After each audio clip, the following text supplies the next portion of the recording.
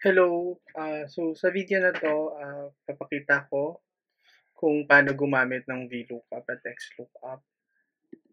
So, makikita mo na meron akong dalawang Excel sheet dito. Yung isa yung book 1 and book 2. So, yung book 1, nandito yung details ng mga employee, like yung employee ID, employee name, department, role, birthday, and monthly salary. And then sa kabilang sa kabilang worksheet naman, nandito yung um, employee name, yung listahan ng employee name. So, kung gusto nating makuha yung role, mayroong dalawang paraan.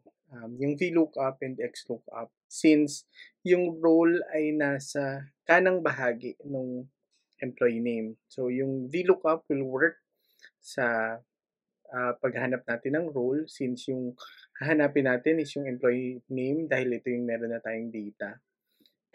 Then yung XLOOKUP, magagamit rin natin. Second is yung employee ID. So yung employee ID, pwede lang natin siyang makuha through XLOOKUP. Kasi yung employee ID ay nasa kaliwang bahagi ng employee name. So, try natin yung VLOOKUP for the role. So, gawa ka lang ng equal, input mo lang yung equals and then put VLOOKUP. And then, pwede mong i-click itong name na to or ang buong column. And then, yung table array is ito from employee name to dito sa role. Tapos, i-hold ko lang yan, makikita mo yung um, total number of cells times 3 column. 3 column. So, yung 3 na yan, yan yung indicator mo for the column index number. So, after nito, put ka lang ng comma and then put mo yung number 3 kasi 3 yung nahanap, yung column number index. And then, click mo lang yung false. Sorry.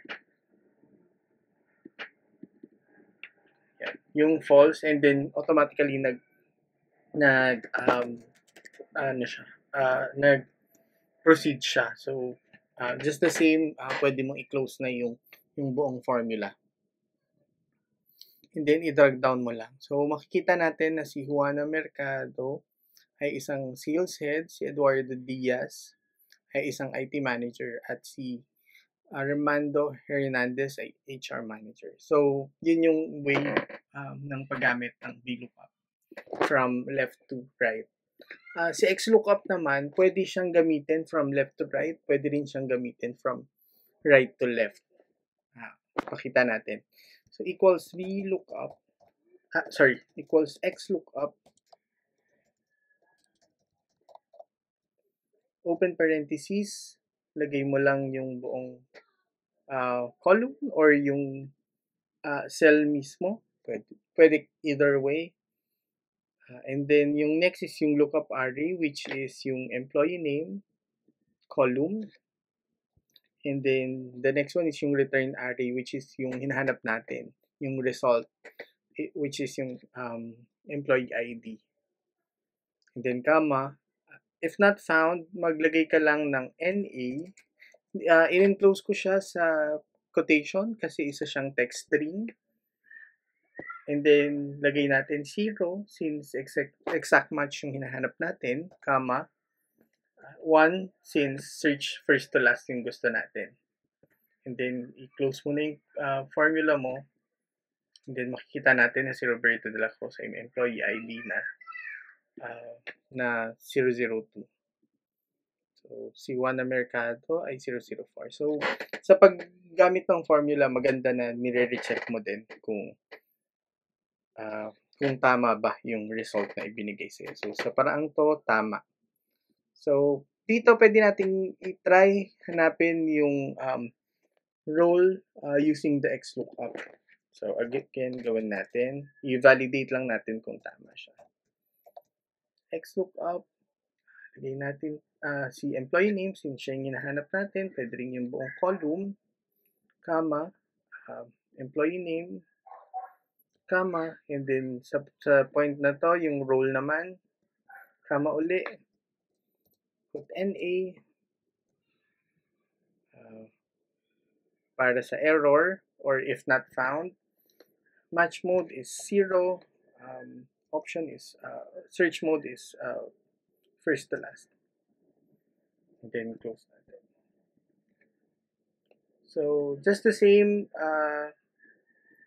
yun din yung pinakita niya since pareho lang naman yung hinahanap natin. So, try kong tanggalin si Eduardo Diaz. Ito yung mangyayari, magiging NA siya. Sorry, dito. Huwag pala dito. Sa kabilang side, tanggalin ko siya, si Eduardo Diaz. Para yung NA na lalabas, ito yung ginawa natin kasi hindi siya nahanap sa listahan to. So, yun lang yung paglalagay ng NA. Pwede mo rin gawing error. Palitan mo lang to. Kung gusto mong error yung lumabas, tapos error. Or kung employee not found. Pwede rin siyang gano'n.